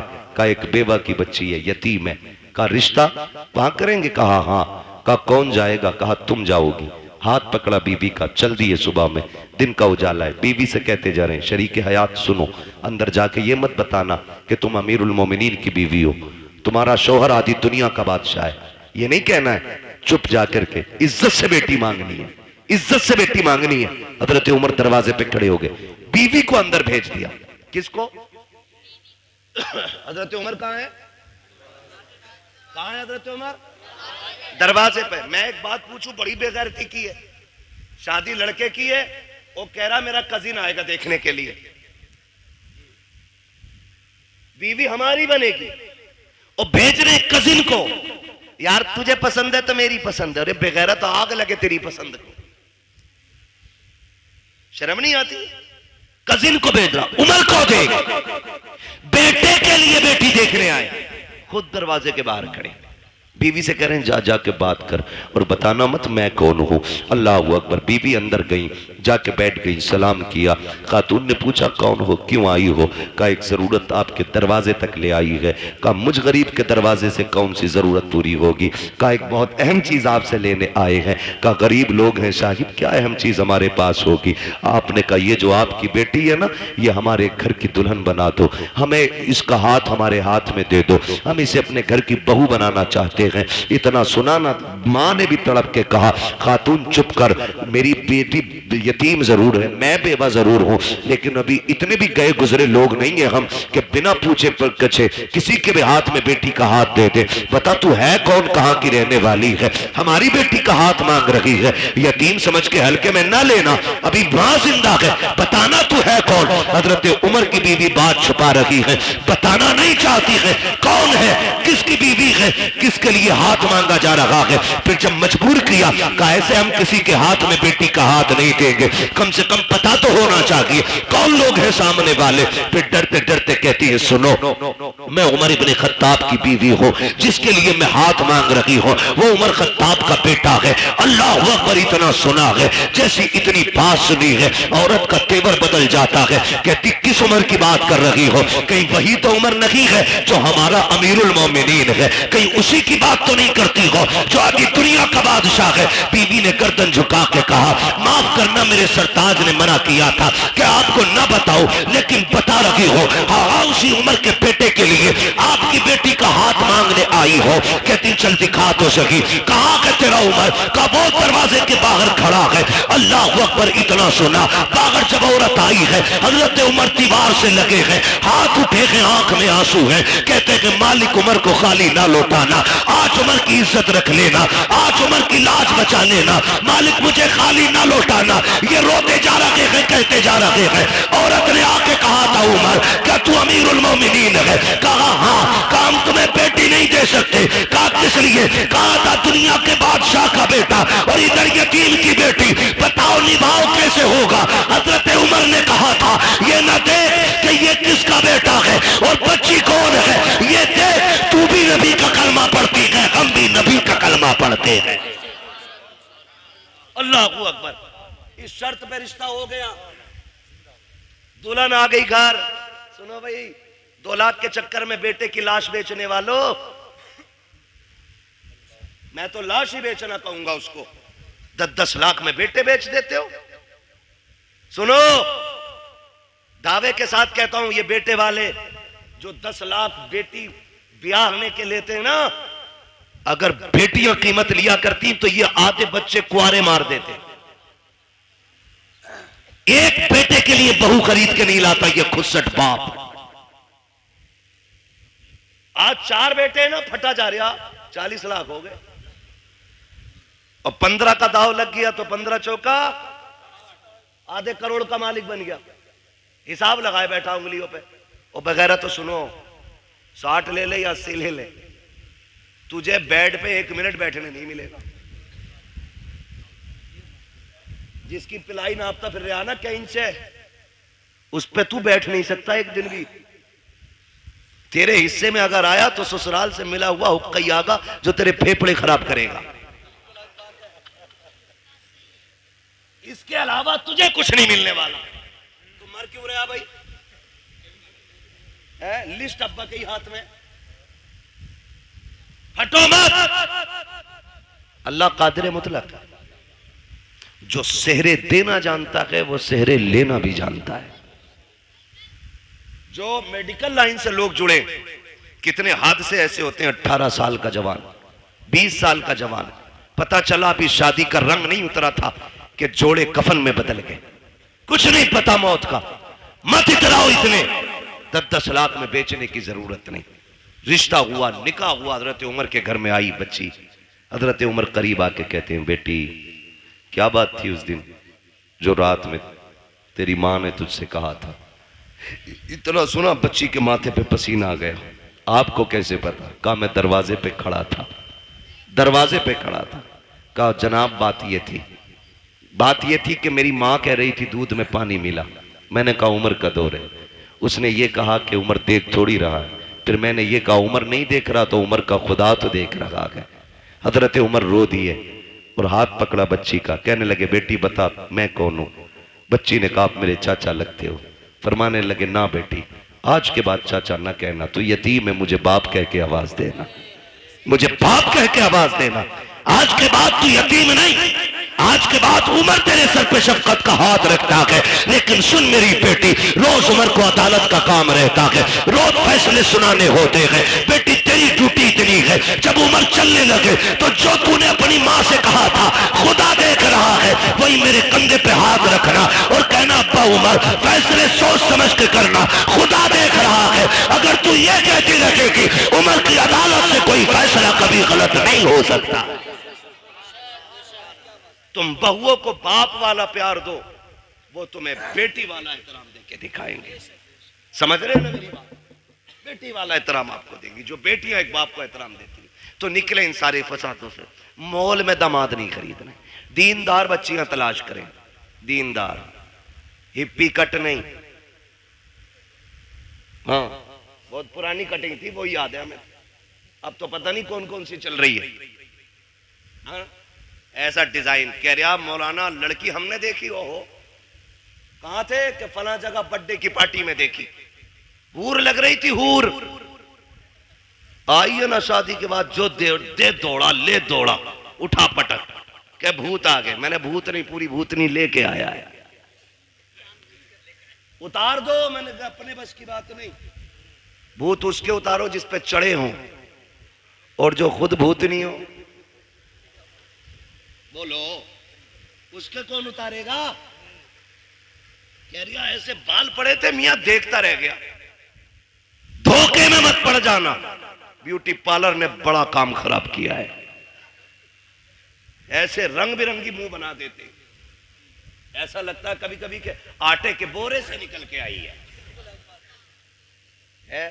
और कैमरा ऐसा ऐसा फिल्टर मार रहा, कलुआ भी कभी भूरा हो गया। ये कंडीशन है। फोटो भेज दिया, कलुआ का फोटो आया, पूरा मोहल्ला देख रहा, दामाद बड़ा गोरा है। और फिर इतना घना सेहरा बनवाया कि कुछ टिप ही नहीं रहा था उसमें। और जब चौथी में आए दामाद तो फिर ढूंढ रहे थे सब, दामाद नहीं आया, यही तो है। मुंह कैसा? काबिल मस्जिद गए थे, वुजू किया तो मुंह धुल गया। तो ये कंडीशन, ये हालात है। बेटी दीनदार तलाश करो। ये भी हैरत की बात है ना, कह रहे आईएएस चाहिए, आईपीएस चाहिए, बीयूएमएस चाहिए, एलएलबी चाहिए। भाई तालीम अच्छी बात है। वो कहा था ना, गालिबन हफीज जालंधरी ने कहा था कि तालीम औरतों की जरूरी तो है, मगर खातून खाना हो वो सबा की परी ना हो। तालीम जरूरी है लेकिन हया के दायरे में रहे, शरीयत की हदों को पामाल न कर। बेटी दीनदार ढूंढो, फिर देखो अल्लाह कितनी बरकतें अता फरमाता है। वरना गलत नहीं कह रहा हूं, सच्ची बात है ये। भाई आपकी वजह से ये कुर्बानी पेश कर रहा हूं, एयरपोर्ट का अल्लाह मालिक है, सच्ची बात है। जो जहेज में कुरान आता पूरी जिंदगी जुज़दान में रहता है। वो बल्कि सास कहती है ना पहले ही 3 रखें, इसे मस्जिद में दियो। टीवी अपने कमरे में, एलसीडी अपने कमरे में, एलईडी अपने कमरे में, फ्रिज संभाल के रखिए टूट ना जाए, वॉशिंग मशीन स्क्रैच ना जाए। बुढ़िया खड़े होकर ऑर्डर जारी कर रही है, आया ना कुरान, कहती लल्ला इसमें क्या, इसमें क्या? कि अम्मा कुरान है। ए लल्ला 4 तो पहले से घर में रखे थे, ये भी ले आए, इसे मस्जिद पहुंचा दो। अगर ये कंडीशन घरों की हो जाए ना, फिर पूछना मत कयामत कब आ रही है। समझ लेना कयामत तुम्हारे दरवाजे पे आके खड़ी हो गई है, क्योंकि तुम्हारे घर में टीवी और फ्रिज रखने के लिए जगह है और रब का कुरान रखने के लिए जगह नहीं है। सोचना और फैसला करना। गलत नहीं कह रहा हूं, पढ़े क्यों? क्योंकि हमने बेटी को पढ़ाना जरूरी नहीं, बेटी को कुरान देना जरूरी समझा है। जहेज में होना चाहिए, चाहे उसे नमाज आती हो कि नहीं आती है। बाप अच्छा वो नहीं जो सोने की पेटी में रख के मुझको अंबर से लिखा हुआ कुरान बेटी को दे। बाप वो बेहतर है जो जहेज में कुरान दे ना दे, बेटी के सीने में कुरान दे दे, इसलिए कि वो जहां जाएगी वहां जाकर के कुरान पढ़ेगी। लेके आओ कुरान वाली बेटी, फजर में उठ के मुसल्ला बिछाएगी, नमाज से फारिग होकर कुरान पढ़ेगी, रब की तस्बीह बयान करने के बाद शौहर की खिदमत करेगी, सास ससुर की खिदमत करेगी। फिर तुम देखना इन्हीं घरों के अंदर तुम्हें जन्नत के नक्शे नजर आएंगे। वरना याद रखना, ले आओ जितनी चाहे पढ़ी लिखी, जब तक शरीयत रखी होगी उस वक्त तक घर में जन्नत रखी होगी। मैंने पहले कहा था घर कभी भी दौलत से नहीं, मदीने वाले की सुन्नत से चला करते। आप बच्चियों को कुछ पढ़ाएं या ना पढ़ाएं, लेकिन कुरान पढ़ाएं। मेरे ख्याल से आपके इलाके में भी इदारा है ना, हमारे नवाब भाई ने बताया था, मुझे याद आ रहा है, काफी पहले बताया था कि ये समूदिया में बच्चियों का इदारा कायम कर रहे हैं। वो मेरे ख्याल से कायम कर दिया है, माशाअल्लाह। लिंटर की तैयारी है। ये इदारे हमारे जिम्मेदारियां हैं हमारी। इन्हीं इदारों के जरिए इंशाअल्लाह हमारी बेटियां कनीज़े फातिमा ज़हरा बनेंगी, कनीज़े फातिमा ज़हरा बनेंगी इन इदारों के जरिए। बेटियां, मैं आपको एक बात बता दूं, बेटे बुरा ना माने, क्योंकि मैं भी अपने अब्बा का बेटा हूं। वो ये ना समझे कि बेटों को बड़ा खुल के बुरा कह रहा है, ये सच्ची बात है।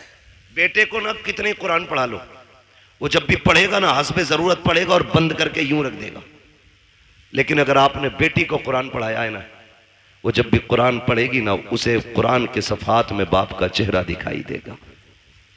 बाप का इंतकाल हुए अगर 15 साल भी बीत गए होंगे ना, तो वो 15 साल के बाद कुरान बंद करके हाथ उठा के कहेगी, अल्लाह जो आयतें, जो रुकू, जो पारे, जो मैंने लाइनें पढ़ी है ना, इसका सवाब मेरे बूढ़े बाप की कब्र में अता फरमा दे। खुदा की कसम, ये बेटियां इतनी खैरत वाली होती हैं, जो भी तुम इन पे एहसान कर दो ये सर पे नहीं रखती हैं, ये एहसान का बदला दिया करती हैं, बदला दिया करती हैं।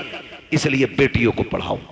आज ना सबसे ज्यादा बड़ा निशाना हमारे इदारे, हमारी मस्जिदें, हमारी खानकाहें, हमारे जलसे सिर्फ इसलिए है कि इनसे इस्लाम का परचम हिंदुस्तान में बुलंद है। दुनिया मिटाने पे लगी है, कागज चेक करते हैं, रजिस्ट्रेशन में कमी हो, बैनामे में कमी हो, बिल्डोजर जाके चला दें। इतनी मजबूती से काम करो कि दुश्मनों के दांत कट्टे हो जाएं और तुम्हारी की हुई मेहनत ये बताए, यही है आरज़ू तालीम कुरान हो जाए, हर एक परचम से ऊंचा परचम इस्लाम हो जाए। इतनी जम के मेहनत हमें करनी है और हम अपनी कौम को इदारे देंगे, तालीम के मरकज देंगे। लिंटर पढ़ा के नहीं, अभी नहीं पढ़ा ना, तो उम्मीद है इंशाअल्लाह आप लोगों का साथ रहेगा इंशाअल्लाह। बोले जोर से इंशाअल्लाह। हाँ, वरना याद रखना, वही नेकी है जो अपने हाथ से कर जाओ, वही नेकी है जो अपने हाथ से कर जाओ। हम जो कमाते हैं ना, वो अपने लिए नहीं, दूसरों के लिए कमाते हैं। हम तो कुछ दिन उस दौलत पे चौकीदार बन के रहते, मरेंगे लल्ला मौज करेगा। अपने हाथ से कर जाओ। किसी के बेटे ने बाप के नाम पे सोने के सिक्के नहीं दिए मस्जिद में। हमने अमीरों के बेटे भी देखे, गरीबों के भी देखे, जबकि गरीब बाप का बेटा जिसे दौलत नहीं, बाप विरसे में कुरान दे के गया था, कम से कम वो कब्र पे जाके कुरान तो पढ़ के सुना देता है। लेकिन अमीर के बच्चे को उतनी भी फुर्सत नहीं कि वो जाके बाप की कब्र पे कुरान भी पढ़ सके। ओ मेरे भाई, अपने जीते जीतने काम कर जाओ। कब्रिस्तान जाते हो, सर हिलाओ भाई, जाते हो कुरान कब्रिस्तान? माशाअल्लाह, जो लोग समझ गए उन्होंने हाथ उठा दी, समझदार हो गए ना। अल्लाह सबको सलामत रखे। और फिर फरीदपुर के लोग समझदार ना होते तो जलसा ही क्यों करते? सबसे बड़ी पहचान समझदारी की तो हुजूर की मिलाद सजाना है ना। तवज्जो है ना? कब्रिस्तान जाते, कब्रें सारी सलामत हैं, कुछ बैठ भी गई हैं, कुछ बैठी भी होंगी और कुछ कब्रों के निशान भी खत्म हो गए होंगे, मिट्टी डाल के बराबर भी कर दी गई होंगी, कुछ में निशान भी बनाए गए होंगे। लेकिन कई कब्रें ऐसी होंगी जिनका पता ही नहीं होगा ये किसकी। किसी सफेद बालों वाले को लेके जाना, अब्बा ये किसकी कब्र है? वो कहेंगे मैंने भी नहीं देखा मरते हुए, मेरे अब्बा ने बताया था कि यहाँ हमारे गांव के सबसे बड़े जमींदार दफन हुए थे। ये वो थे जो 500 एकड़ के मालिक थे। आज जाके देखो ना, हजारों बीघों का मालिक इंच भर जमीन में सिमट के रह गया है, हड्डियां गल गई हैं, कोई फाथा पड़ने वाला भी नहीं है। फूल डालने की तो बड़ी बात यार, लोग कब्र पे मिट्टी डालने भी नहीं आते हैं, तख्ते गले सड़े दिखते रहते हैं, कफन के धागे नजर आते हैं, कोई छुपाने वाला भी नहीं होता। तो तुम्हें क्या लगता है कि हमारी औलाद हमारी कब्र पे बैठ करके रोज कुरान पढ़ा करेगी? रोज हमारी कब्र पे बैठ करके फकीरों के नाम पे लंगर लुटाया जाएगा? कभी नहीं, कोई नहीं। अगर आज हमें महीनों में टाइम मिलता है, हमारे बच्चों को 6 महीने में भी टाइम नहीं मिलेगा। हम 6 महीने में जाते हैं, हमारे बच्चे साल भर में भी नहीं जाएंगे। ऐसे काम कर जाओ, कोई जाए या ना जाए, कोई हाथ उठाए या ना उठाए, तुम्हारी कब्र में रहमतों के झोंके आते रहे, खुदा की तरफ से बरकतें आते रहे। आप कहेंगे कैसे? तो सुनो, जो मदरसे चल रहे हैं, इदारे बन रखे हैं, उनका जाके ताउन कर दो, बीमा कर लो पहले का 50,000 मेरी तरफ से ले, इसकी छत बना दे। खुदा की कसम, जब मर जाओगे और जब तक ये मदरसा चलता रहेगा, कोई हाथ उठा के दुआ करे ना करे, कोई कब्र पे आए क्या ना आए, जितनी देर तक इसके नीचे बैठ करके कुरान पढ़ा जाता रहेगा, अल्लाह सवाब की खिड़कियां तेरी कब्र में बराबर खोल के रखेगा। इसलिए ऐसे काम करके जाना, ऐसे काम कर जाने, अपने इदारे मजबूत करें। इसमें आम के आम है, गुठलियों के दाम है। गुठलियों के दाम ऐसे हैं कि हमें जन्नत मिलेगी, नेक काम है। और आम के आम ऐसे हैं, हमारी ही बेटियां यहां से पढ़ के कनीज़े फातिमा ज़हरा बनेंगी। हाँ, वो सबसे ज्यादा जरूरी है हम अपनी बच्चियों पे ध्यान दें। वक्त होता है इंशाअल्लाह तो मैं बात करता, अभी मैंने सिर्फ एक टॉपिक पे बात की है। हुजूर बेटियों के लिए रहमत बन के आए और हमने उसका मतलब ही बदलने की कोशिश कर दी है। हुजूर रहमत बन के आए, हम जहमत बन के बैठ गए। बाप के बाल इसलिए सफेद हो गए कि कोई बच्ची का हाथ मांगने वाला है। ओ यार, ऐसे हो जाओ कि कोई बोझ बेटी को अपने ऊपर महसूस न करे, बल्कि बेटी को फूल समझ के पाले। आप भी जाओ, जन्नत सभी को चाहिए, सब चाहेंगे मुझे जन्नत चाहिए। एक आसान नुस्खा है, तलाश करो ऐसे रिश्ते जहां बाप बेटी को रुखसत करने पे मजबूर हो, लेकिन हालात ना हो। अल्लाह ने तुम्हें खरीदने के बर्तनों का भी पैसा दिया हो, लेटने की चारपाई भी दी हो, चलने के लिए गाड़ी भी दी हो, रहने के लिए छत भी दी हो ना, वहां खाली हाथ जाके किसी गरीब की बेटी के घर की आबरू बन जा और उसे अपने घर की जीनत बना के ले आ। खुदा की कसम, यहाँ उसकी गुर्बत पे तू पर्दा डाल ले, कब्र में मदीने वाले तेरे गुनाहों पे पर्दा डालने आ जाएंगे। ये सबसे आसान तरीका जन्नत में जाने का। करेंगे इंशाअल्लाह कोशिश। जहेज तो नहीं मांगेंगे, खास करके अब्बा सुन ले, मोटरसाइकिल पे बैठने नहीं मिलेगा, चाहे बुलेट मांग ले, हवाई जहाज मांग ले। हाँ, अगर बैठ भी गया बाई चांस तो उस वक्त सांस उखड़ रही होगी, तुझे पता ही ना होगा बैठा काय पे, उससे पहले लल्ला बैठा गई नहीं। इसलिए मेरे भाइयों गुजारिश है, बच्चों को टोकन ना समझे, लॉटरी ना समझे, बेटों को खुदा की नेमत समझे। और जब वो दूल्हा बने, शुक्र के सजदे करें, लंबी दुआ की भीख मांगे। खुदा की कसम, नस्ल उसी से जो चलेगी ना, गोद उसकी होगी, आने वाला सलाहुद्दीन अय्यूबी होगा। जरूरी है हम नस्लों को बेहतर करें। मेरे हुजूर आए और सबसे पहला सबक आका ने दिया, इक़रा बिस्मि रब्बिकल्लज़ी खलक़। पढ़ने का हुक्म मेरे नबी ने सबसे पहले दिया। जिस नबी ने सबसे पहले तालीम को आम किया ना, आज उसी की उम्मत सबसे ज्यादा जाहिल है, उजड़ है, गवार है। मैं लाजिम समझता हूं हम अपने बच्चों पे पढ़ाई को इतना लाजिम कर दें जितना पानी हमारे लिए लाजिम है, जितना खाना हमारे लिए लाजिम है। मारेरा शरीफ की एक बोली बड़ी प्यारी लगती है, आधी रोटी खाएंगे बच्चों को, आधी रोटी खाएंगे बच्चों को। अभी सारे नहीं बोल रहे हैं कि बच्चों की कमाई खाएंगे, पढ़ाओगे कि बच्चों की कमाई खाओगे? बोलो, आधी रोटी खाएंगे बच्चों को। कतई वो नहीं बोल रहे जो बच्चों से भी नलाई करवा रहे होंगे। सिर्फ 200 रुपए के लालच में उनके करोड़ों का जीवन बर्बाद करते हैं ऐसे नलायक बाप जो अपने बच्चों को चाहते हुए भी नहीं पढ़ा पाते। मजबूरी एक अलग चीज है, तेरे हाथ पैर है, तू जमीन जोत, गड्ढे खोद, बच्चों को पढ़ा, अल्लाह तुझे खेती करने में भी इबादत का सवाब अता फरमाएगा। करना ये काम तो करेंगे इंशाल्लाह। पढ़ाएंगे बच्चों को, आधी रोटी खाएंगे, लड्डू ही खा लो या नारे ही लगा लो। मिलने की देर हो रही है, खाने में देर नहीं है ना। बस हो गया भाई, तकरीर मुकम्मल हो गई है। बस मैं आखिरी वादा ले रहा हूं, पढ़ाई की तरफ तवज्जो करेंगे इंशाल्लाह। सारे वादा करें इंशाल्लाह। पढ़ाएंगे बच्चों को, आधी रोटी खाएंगे, मिलाद में आएंगे, मुंह भर के लड्डू। हाँ, यही मसला सही है। अल्लाह आपको सलामत रखे। ये जो खा रहे हो ना, ये भी हुजूर का सदका है। ये जिस भाई की तरफ से अल्लाह उसे बरकतें दे। और हम सुन्नियों का तो नजरिया ये है ना, खाते हैं तेरे दर का, पीते हैं तेरे दर का, पानी है तेरा पानी, दाना है तेरा, दाना है तेरा। और हम बरेली वाले तो और भी बढ़ के कहते हैं, तेरे टुकड़ों पे पले, गैर की ठोकर पे न डाल, झड़कियां खाएं कहां छोड़ के, सदका तेरा। अल्लाह करे ये जो बात मैंने आपसे कही है, खुदा करे इन बातों पे हम अमल की कोशिश करें। लाजिम ये है निकाह आसान करें। जो पैसा ना हम बच्चियों की शादी में लगा रहे हैं ना, इस पैसे को उन्हीं बच्चियों की तालीम में लगाइए, तालीम में लगाइए। घुटनों के बल आएंगे लड़के वाले रिश्ता मांगने के लिए। अगर आपने 10 लाख बच्ची की तालीम पे लगा दिया ना, तो ये घुटनों के बल आएंगे बेटी मांगने के लिए। लेकिन आप गलत करते हैं ना, वो जो तालीम पे लगना था वो जहेज पे लगा रहे हैं। ये मत कीजिए, ये तालीम पे लगाइए आप और बच्चों को कामयाब बनाइए। और सुने जनाब, जो आतिशबाजी में आप लगा रहे हैं और जो आप बारात के नाम पे और वेलकम के नाम पे लड़कों में और मेहंदी के नाम पे और हल्दी के नाम पे खर्च कर रहे हैं ना, इसे अपने बेटों की तालीम पे लगाइए। खुदा की कसम किसी हल्दी की जरूरत नहीं है, तेरे बेटे का चेहरा चांद से ज्यादा चमकने लग जाएगा।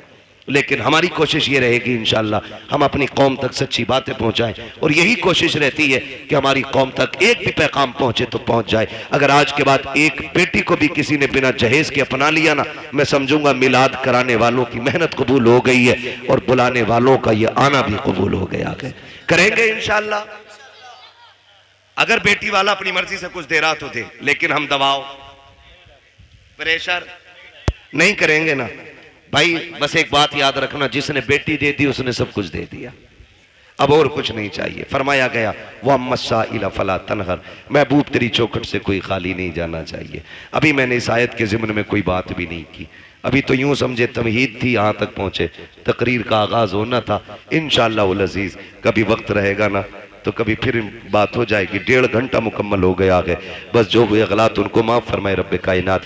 जिंदगी ने दिया साथ, फिर होगी मुलाकात। चमन रहा फूल खिलेंगे, जिंदगी रही फिर मिलेंगे। मुसाफिर हैं हम भी, मुसाफिर हो तुम भी, किसी मोड़ पर फिर मुलाकात होगी। फकीरान आए सदा कर चले, सदा खुश रहो ये दुआ कर चले। सारे लोग कलमा शरीफ पढ़ लीजिए, ला इलाहा, और जोर से ला इलाहा, और जोर से ला इलाहा इल्लल्लाहु मुहम्मदुर रसूलुल्लाह। अस्तगफिरुल्लाह रब्बी।